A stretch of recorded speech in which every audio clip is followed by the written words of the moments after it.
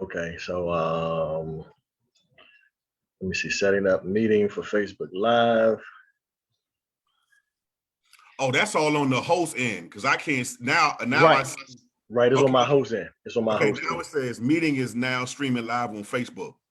There we go. There we go. Okay, so now, all right. I'm excited. I'm excited. Like a kid with a new toy. Like a kid with a new toy. Right. Hey guys, I'm excited this evening. Well, let me introduce myself. This is your partner, Frank Purcell. And this evening, the reason I'm excited is because, man, and I'm not even gonna call him a friend. My brother. My brother. That's right. Is going to enlighten us. He's going to enlighten us this evening, just with a little bit, because it takes a lot. It takes a lot to get yourself out there, just to put yourself out there, because a lot of arrows come back when you open yourself up.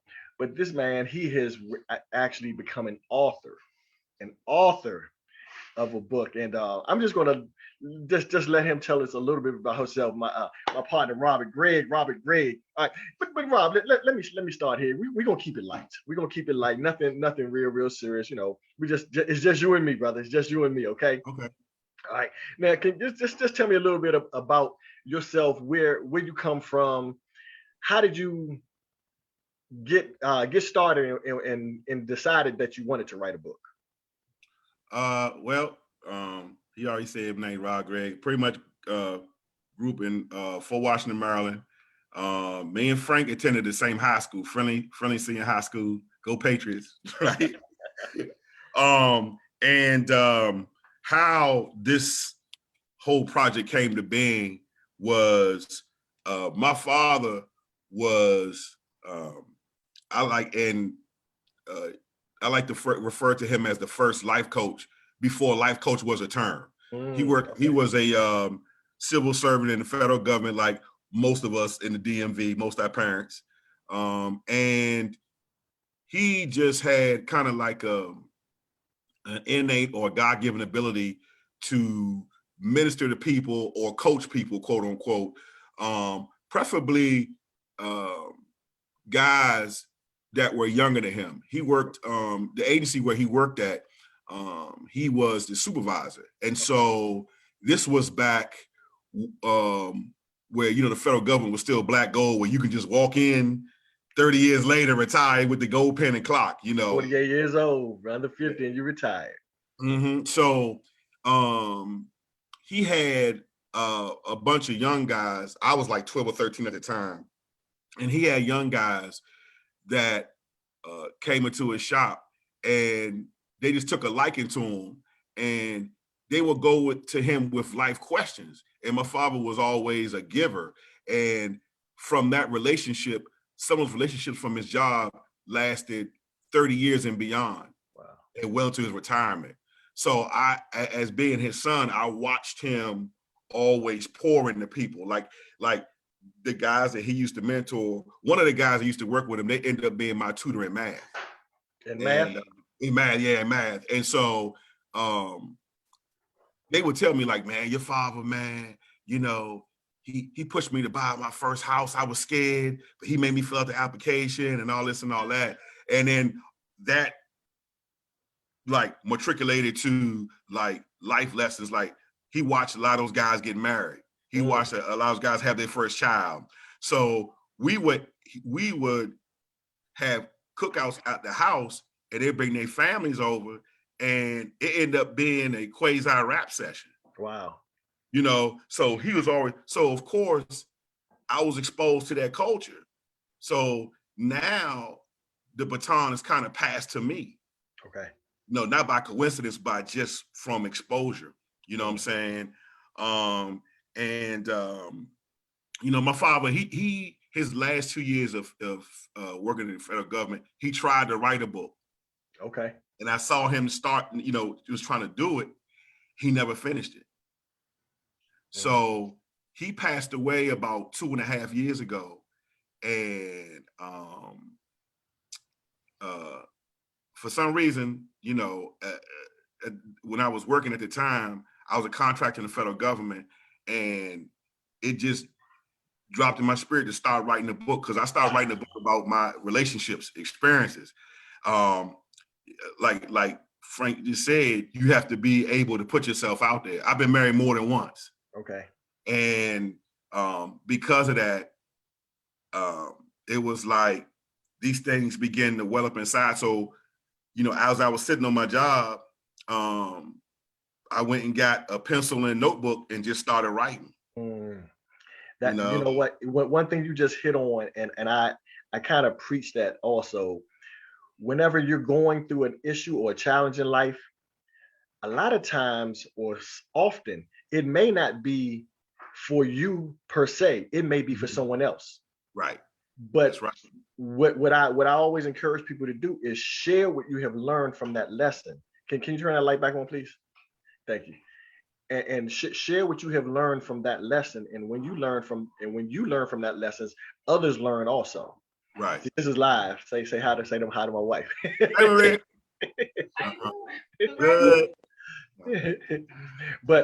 But it's really about others learning, not just you learning from that challenge or that issue or that mistake, but others, because let's face it, we have a lot of people that are watching you. They may not say it. You may even put something on it. As soon as you said that you were writing a book, I guarantee you 1,000 eyeballs went on you. What is this brother talking about? Let me talk to this brother. Let me see what's happening with this brother. So what I want to touch on this also.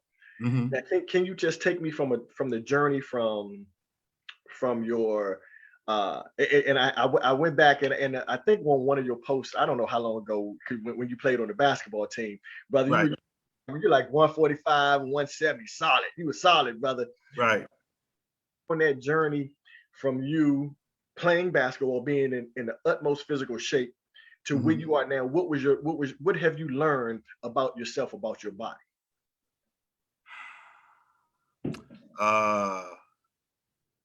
I learned that I'm not what I was 30 years ago. I learned that if your body has muscle memory. So if you were probably outside of football, because that's whole different. But if you ran track, or I'm gonna include football, not necessarily the physical activity, not necessarily playing in football, but just the training and the running, the lifting weights, playing pickup, at Potomac Landing, Rose Valley, wherever, the neighborhood courts was,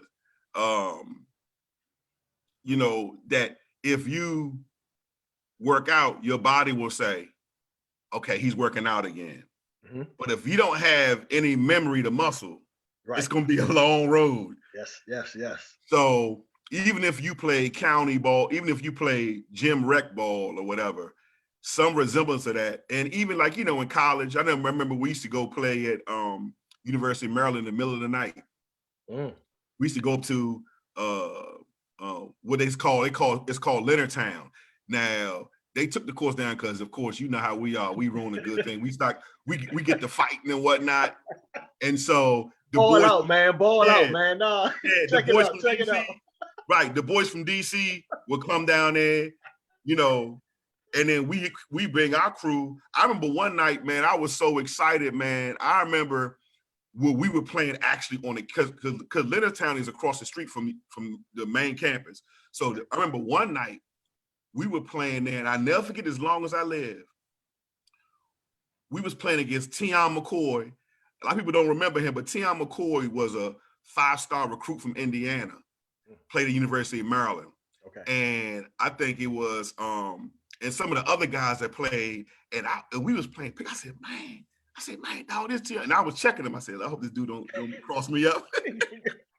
He can really light me up. Yeah, he can really light me up. But, I was younger than, like you said, the journey or whatever, and I was still playing college ball. So I hung with him a little bit, whatever. And of course, we lost in things, but we beat a lot of people too. But so from that going on, I remember playing, and I went to junior college, and I transferred to HBCU in South Carolina. And Shout out to our university, you know. Hey. So and then after graduating from college, coming home, still being in our 20s. So you still, you don't feel them aches and pains yet. So you still active. Not at all. You're still active, you know what I'm saying? And so now it's like now you have to, with intent, you have to try to maintain that, which is hard when you get life busy with family and all of those things. So, yes. To the present day, I'm like, Lord, I got to get up here and try to do something to try to preserve something. Well, let me parlay that, because and I see obviously on your post too, as far as God taking a big place in your life as far as your as far as your spiritual journey, spiritual journey. So can you just touch on a little bit and share with us, how has your spiritual journey helped you along the way? The spiritual journey, I will say, being raised in church, my father being a Southern man, we was always in church, you know what I'm saying? Had to say, the usual, say your Sunday school piece, don't be nervous. He sit up there in front of church, First Rock, we was at First Rock Baptist on Alabama Avenue. Yeah. And it was funny because I grew up AME. Okay. And it's funny because our church was in Chinatown. Wow. 600 I Street Northwest. Okay. And it used to be, it was a Jewish synagogue. Man, wow. So somehow they were able to buy that synagogue and turn it into a Black church. And so growing up there, I remember the time where, how they say you take that long walk down Damascus Road to getting saved, and you do it when you're young, and you don't really know what you're doing, but because you've been exposed, you see people going down there to the altar crying and getting saved or whatever, and you just like, okay, one day I'm gonna go down there, and then everybody's like, cheering or whatever, but you really don't know what you're doing. You don't know what you're doing. You just emulating what you see other people doing. I think I was 12 years old, 11, maybe 10, 11 years 12, old. You first get like to Christ and you ain't know what you was doing. And at that time, you had to go to church. It wasn't a choice. Mm-hmm. And so, all through high school, and you grow up with friends and y'all become friends all the way to adulthood, which, I'm still friends with a lot of those. Don't talk to them, but still friends with a lot of, like, on Facebook and things of that nature. Yes. So when I turned 18, 19, I was like, it was like the prodigal son. I'm going to the Go-Go's. I ain't got to go to church no more because I'm 18, 19. I'm in college. You're at the Ibex. The Ibex, Chapter 3, classics, rest in peace classics. And, going to the Go-Go's and you trying to holler at the, honeys and all this and whatever.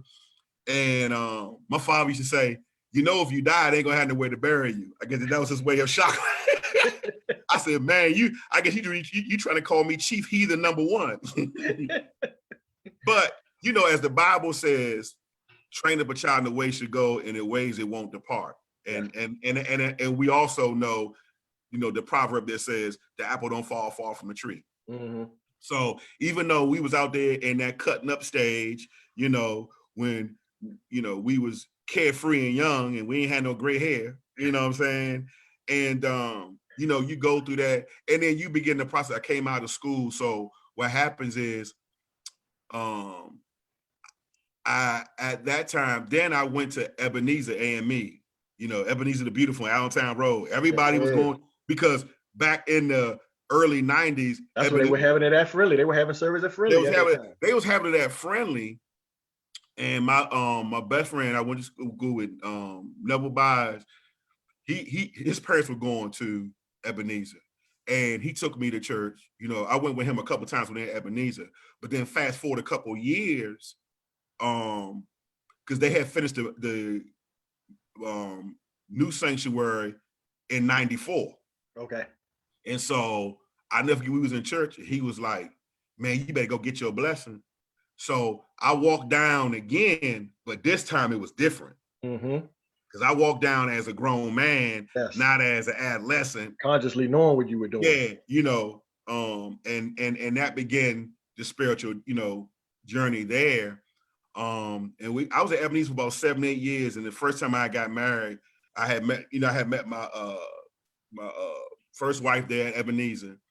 And you know, because now you grown man status now. Everybody, you know, everybody's you know, trying to get grown and get married, and now everybody. The famous thing back then, Frank, was God said, "You my rib." Everybody was. That was the famous one-liner back then. You know, whether you was the man or a woman, God said, "Use my rib." My rib. Yeah, and then a small ass would say, "Well, yeah, God ain't tell me yet, so you keep on praying, sister." You know what I'm saying?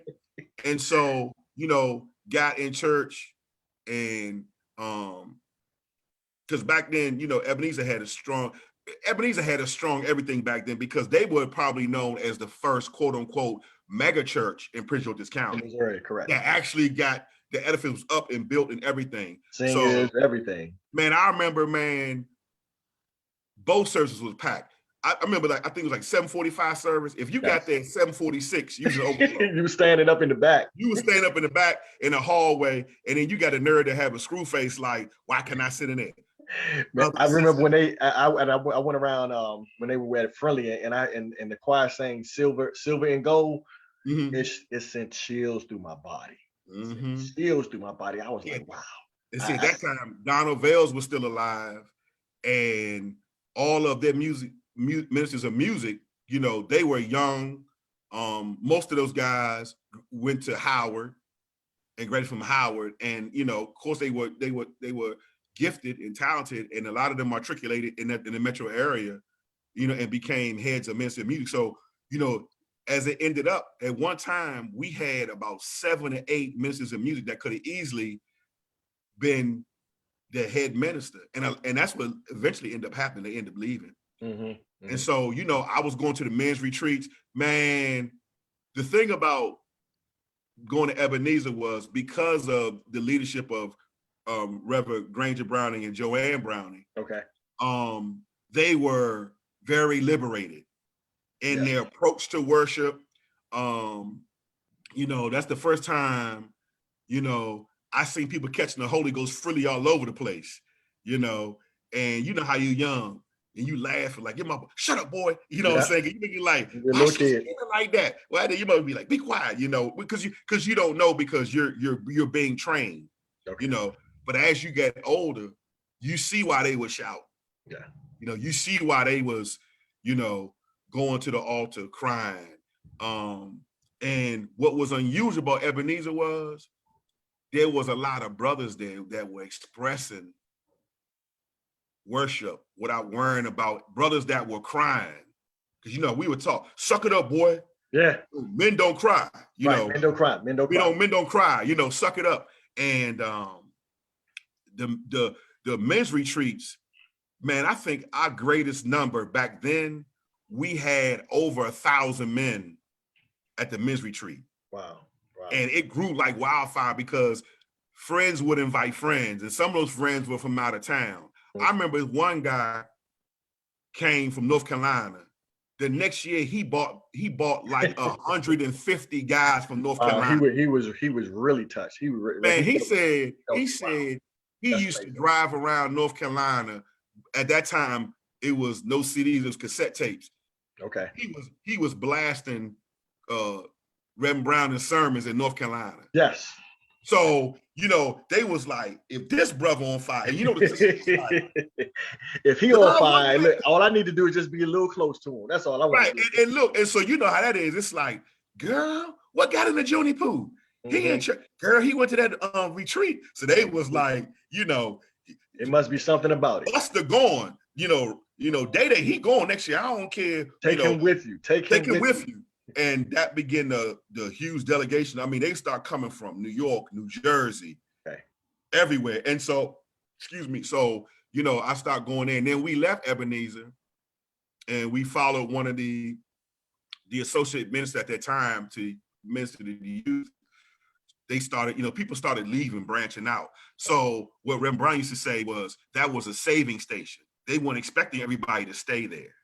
Mm-hmm. So it was Reverend Brown used to often express that it was a launching pad for people to go to other churches, you know what I'm saying? But, so, fast forward, whatever, got involved with ministry and all this and end up being called into ministry. Wow, okay. So I got officially ordained probably about 3.5 years ago. Wow, okay. No, I wasn't aware. Yeah, officially ordained 3.5 years ago. Yeah, so now the ministry I'm with now, prolific, just outstanding minister, Kingdom Life Incorporated in Atlanta, Maryland, under Bishop Mark Crawley. Shout out to him. Well, let me ask you this: how do you feel? And I want to transition into your book. Okay. Fragmented Not Broken. So how do you believe, and what part of and I think that's why we started with the physical. Okay. I haven't touched on the mental aspect of going from a boy to a man, right? And then the spiritual, and how you transition that to because you have two wonderful boys that you brought up. I want you to just touch on what prompted you, what inspired you to write the book. I know you told us a little bit that when your father passed, it was put into you, but what literally inspired you to say, okay, now I'm going to put pen to paper. I'm going to explain my journey. Right. And when we read the book and when we open and go through these pages, tell us a little bit about what are we going to find in the book, and what should we anticipate when we come out? Well, to be honest with you, if you would have asked me 5 years ago what's on my bucket list, a book was not it. I would have to say that was truly a download from God into my spirit to write this book. And I'm gonna be honest with you, Frank. Literally, God was using me as a vessel and continues to use me as a vessel, where sometimes I will be writing and the pencil moved across the page. Come on now, say so. Talk to me, baby. Talk to me. Come on. I wasn't writing. God was writing. Because some of them things I was like, where did that come from? Okay. Where did that come from? And that's how, that spiritual journey fused into a physical manifestation of writing a book. And when you begin the book, I briefly go over my background, where I came from. I even talk about growing up. In the book, I refer to the era that we grew up in as the I'll Be Sure era, because in the 90s, it was Christopher Williams, Teddy Riley, Guy. Yes. Back then where it was carefree, that you could actually hear the lyrics, people rapping, you could actually articulate none of this mumble rap. Say so, sir. They wasn't busting it yet, the busting challenge. And I began to talk about my experience because of me being dark skinned, and how you catch the vapors like Big Marquis, because Frank, when we went to Friendly, if you was light skinned, green eyes, you could look like the back of a milk carton. Yes, sir. Wavy hair, light skin and green eyes, you was the cat's meow. Yes. And so I remember, sometimes being like, all my boys, they was, they were at that time marketable for that time era. So I'm just sitting there like, geez, like, put me in, coach. I want to play the game, coach. Put me in. I promise I won't fumble. You know what I'm saying? I ain't never scared. But what I realized from that, I developed low self-esteem because of the time. You know how kids and teenagers and adolescents can be very cruel toward each other. And allow me to just share with you, just from my aspect, going through that time.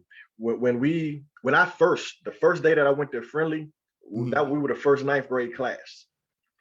The first day, I was 99 pounds. Really? 99 pounds. 4 years later, the day I graduated, I got on the scale, I was 123 or 124 pounds. I don't even remember you being thin back then. But I was 6 feet tall. I was 6 feet tall, maybe 123. So I was like this, but I could just jump out the gym because I remember you always being tall and having long arms. I remember we played in gym class. I was just so small. I could. The only thing that saved me was I could shoot and I could jump. That's the only thing that saved me. I could shoot and I could jump, but I had no body weight on me. So when that transition, when I went to the Marine Corps and I started lifting weights and eating more, I think I came out the Marine Corps, I maybe put on 20 pounds. I maybe was 145. And then at that time, machine, boy. Yeah.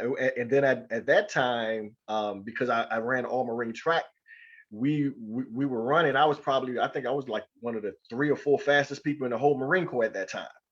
Wow. Yeah. Because I'm learning new something about Frank P. I didn't know you was a perennial military Olympian. 10-4. Well, because they put me out in California, I would literally leave 29 pounds California, drive down to Pomona, run the 100 and the 200. I think I was running a 400 at that time also. Running against the guys from UCLA at that time, the people who were training for the Olympics.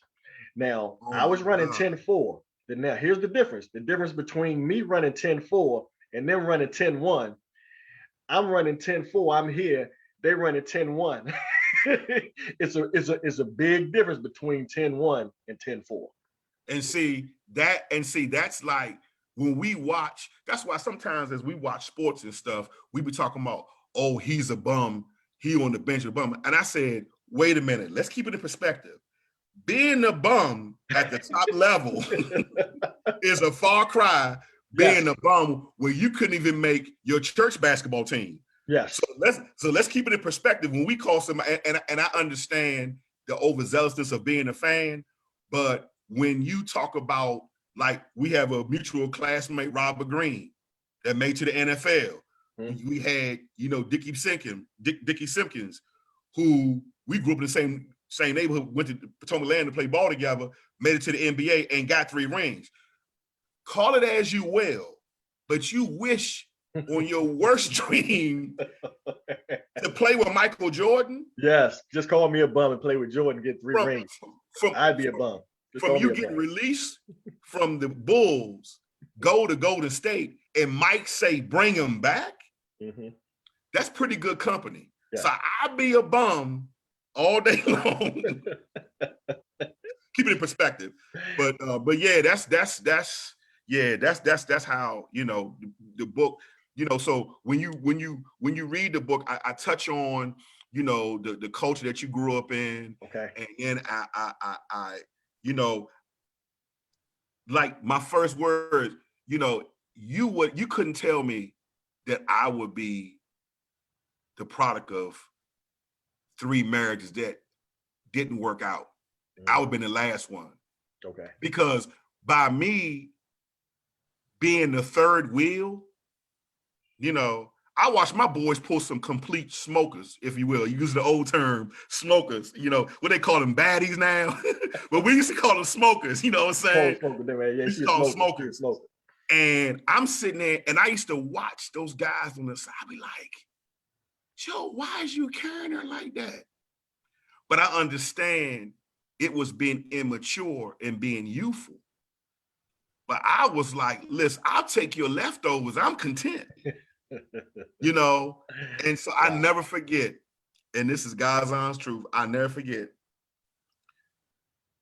when I got my shot to get in the game was when Wesley Snipes came on the big screen. Light-skinned brothers terminated. And you have the look. Terminated, bro. Who do they tell you that you look like? Oh my gosh. Depending on what movie show, what TV show, I've been told I look like Malik Yoba from New York Undercover.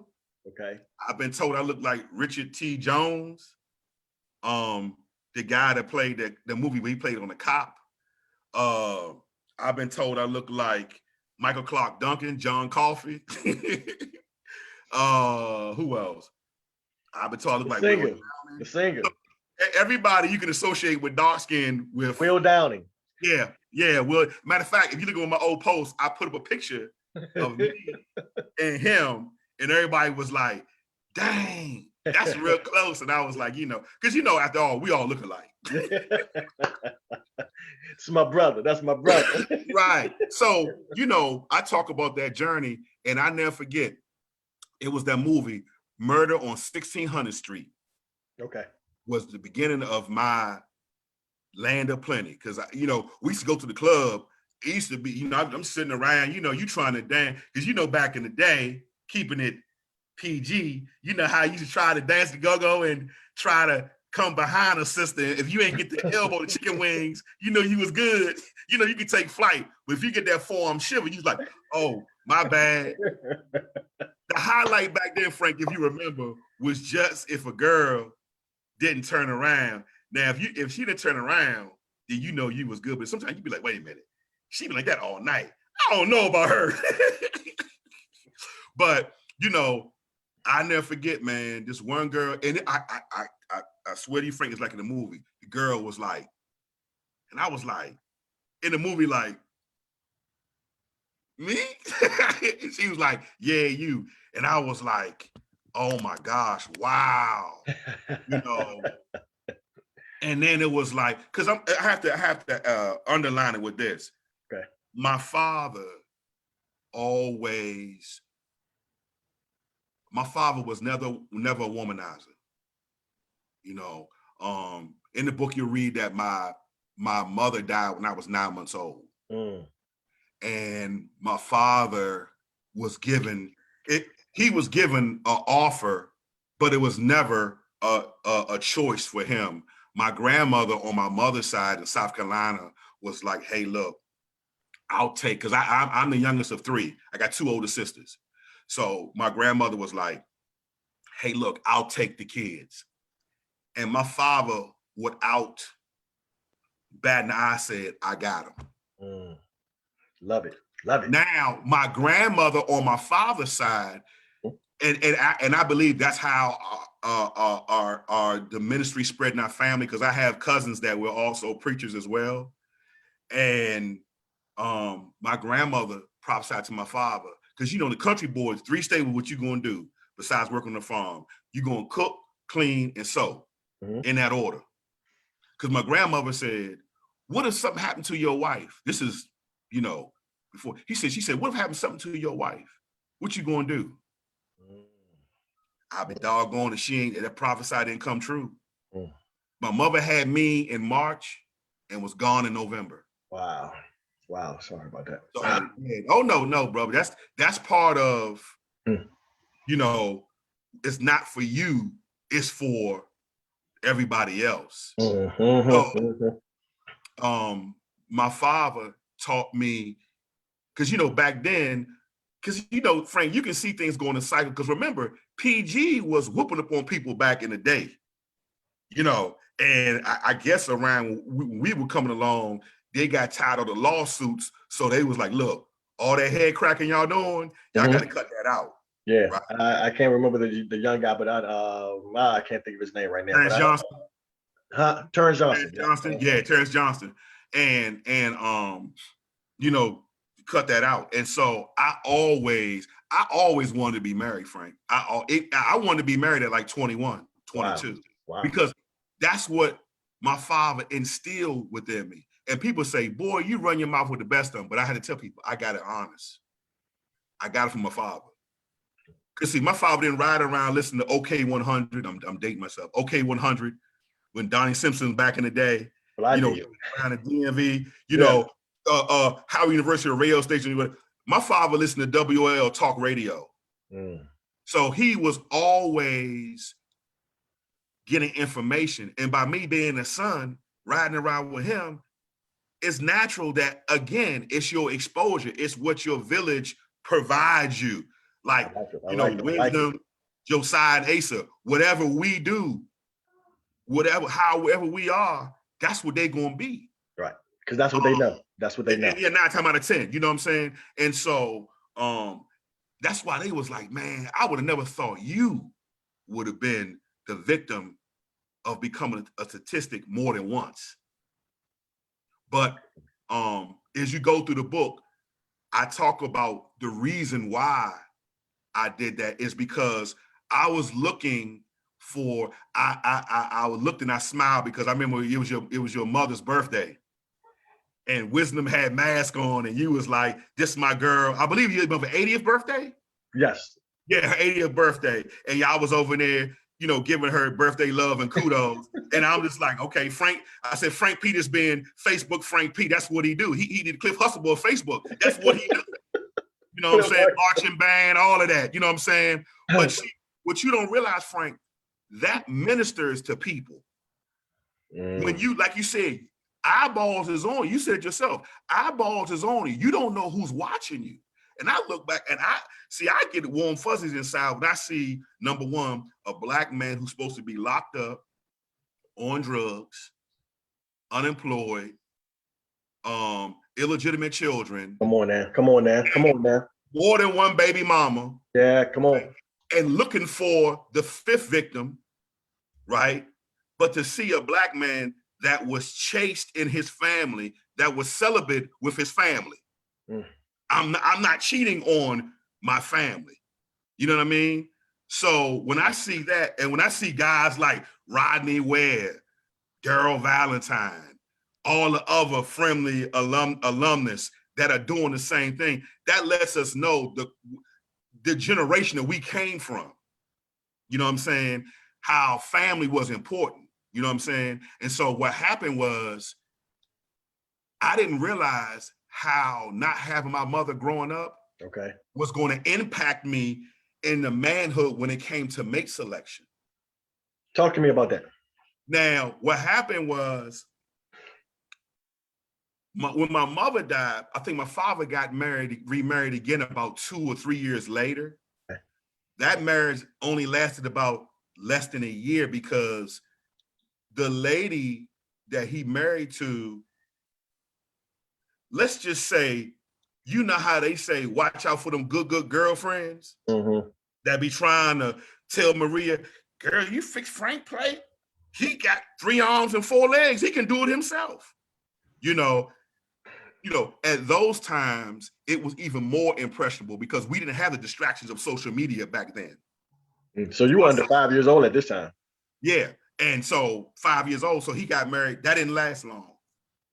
She was gone. So then my father was in the wilderness for about 15 years because he didn't date anybody.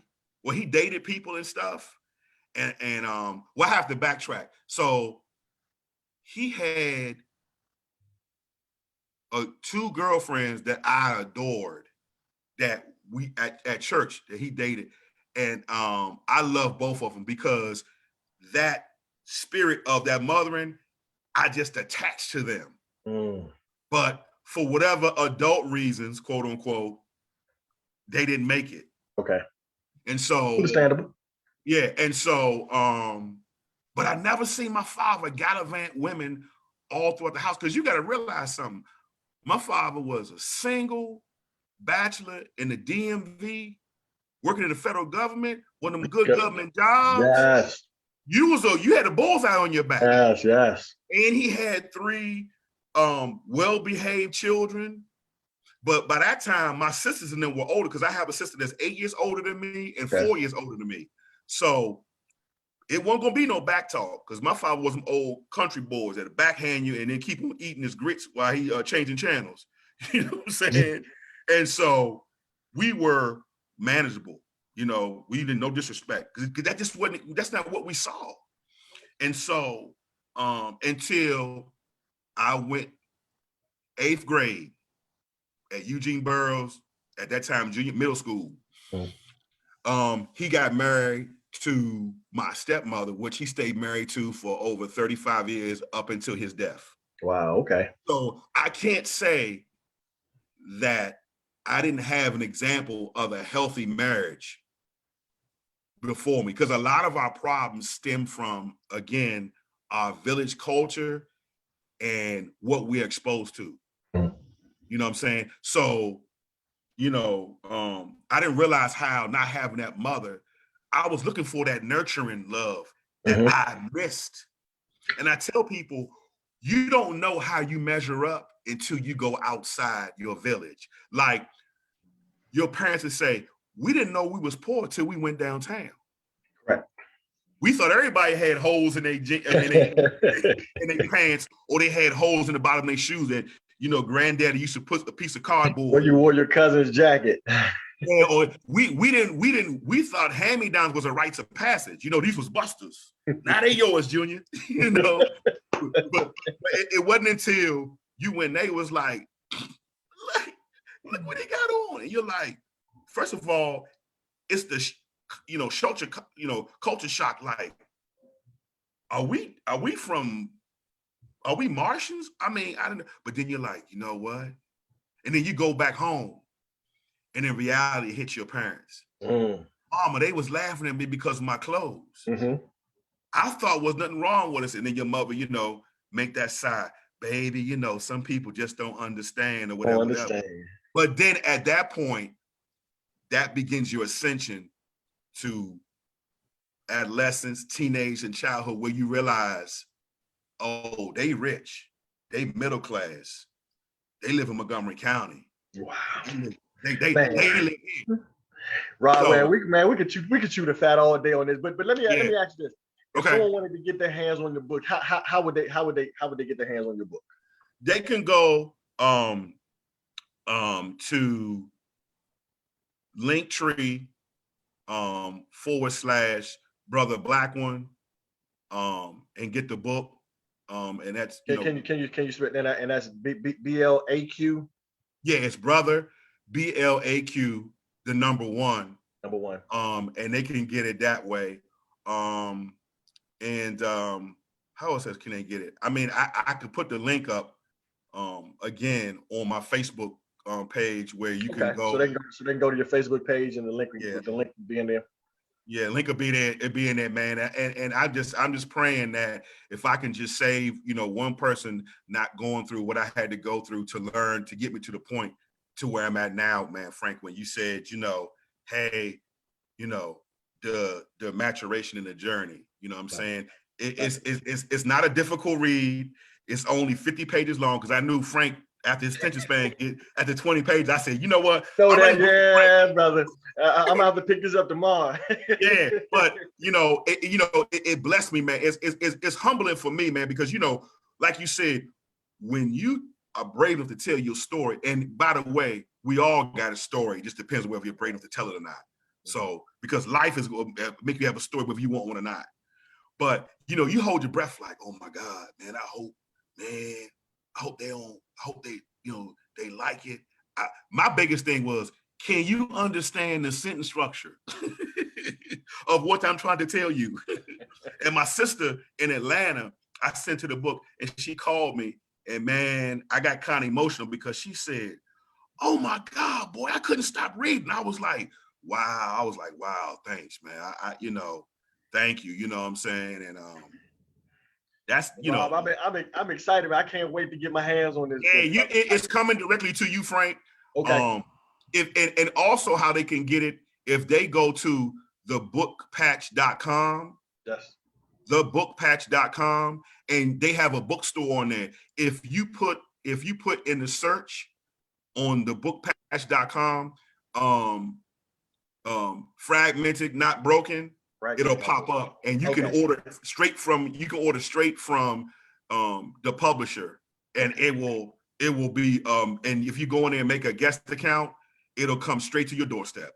So thebookpatch.com and in the and browser put Fragmented Not Broken.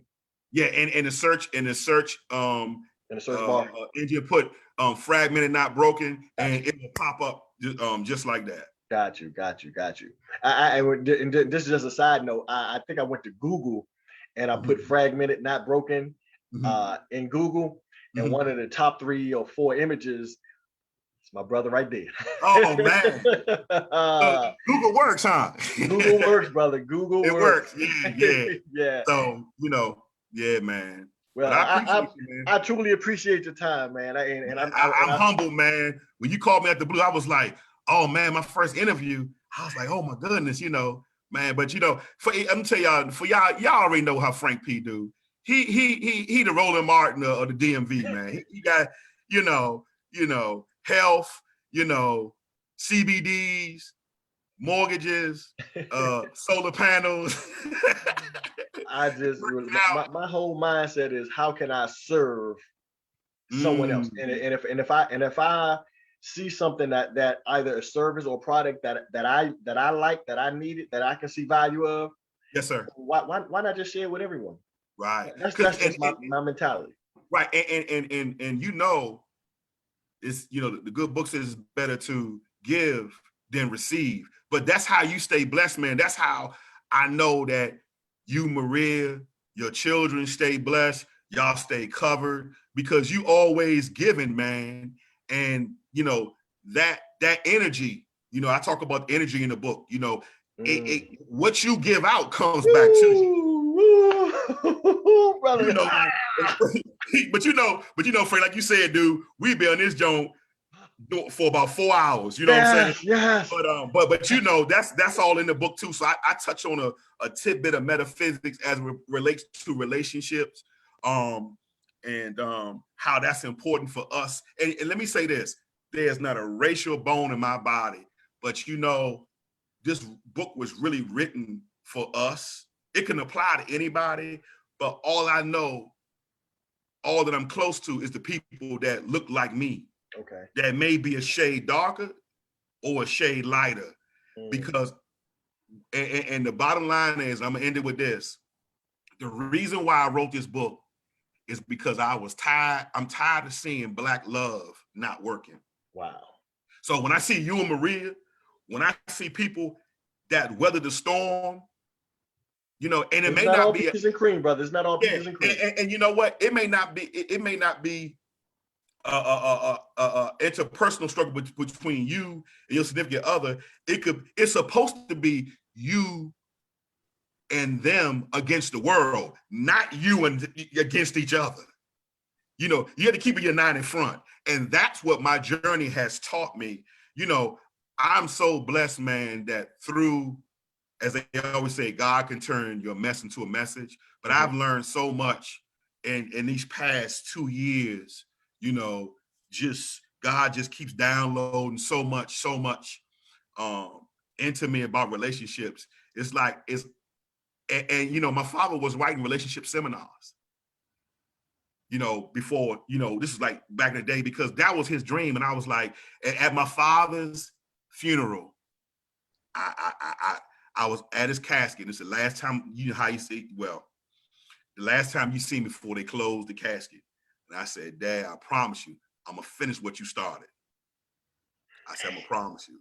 So I actually have a video, and I don't know if I'm gonna put it up yet, but I have a video when I actually went to the gravesite, and I said, Dad, I did it. And I was talking about, Dad, I said, Dad, world crazy now, man. I said, man, we got COVID out here, man. I said, people dying left and right, Dad. I said, but you know what, man? I said, Dad, I promise I'm gonna finish it. So I'm praying that God will use me as a vessel, because, I have big plans, because, I always tell people this: when you have good relationships, you have good marriages. When you have good marriages, you have good families. If you got good families, you got good communities, and you got good communities, you got a better society. But it all starts with the man and woman. If that's not right, ain't nothing gonna be right. You know what I'm saying? Oh man, Rob. Yeah. Brother. And that's what's all sincerity. That's what all sincerity. Frank, you know me for a while. This ain't no kind of get rich, get quick scheme. You know, this is my ministry that God has given me, the mountain of family where he has given me. You know what I'm saying? Because I know God will download stuff in my spirit that I know is from him. Because as it pertains to, you know, it's not only relationships, but it's family, man. It's how you conduct yourself in front of your son, your daughter. You know, your daughter, you are the first man your daughter deals with. Mm-hmm.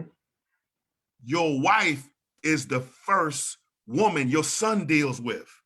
God has charged us to deposit into our children prospectively.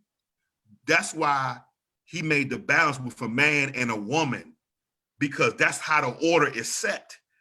So that now when you walking with a cane and you gonna see Wisdom on there playing the marching band with his family like this, because that's what you know, when they working out in the street. I watch every video you do, Frank, out in the street. Like, come on, young boy, you want some work? You want some work? You know, working out. Watch this. Y'all was working out with the neighbors. They out there working out. I said, this the village right here. Yes. That's what I wish we had more of. That's that, my brother. All right. Well, I'm gonna bring some more too. I'm gonna bring some more of that to you. So, hey guys, I hope y'all really got something out of this. So please, let's support our brother. Let's go to the bookpatch.com in the browser. Just put in Broken Not Fragmented. Let's blow this up, man. And Rob, I appreciate your time, brother. And appreciate you, brother. Thank you again, man. Yes, sir. And I'll catch you guys in the next one. Peace. Remember, when you change your perspective, you change your life. When you change your perspective, you change your life. When you change your perspective, fragmented, not broken. Yes, sir. Guess what's going to happen? You're going to change your life. Peace. Amen. Amen. All right, brother. Holla at you, man. Okay.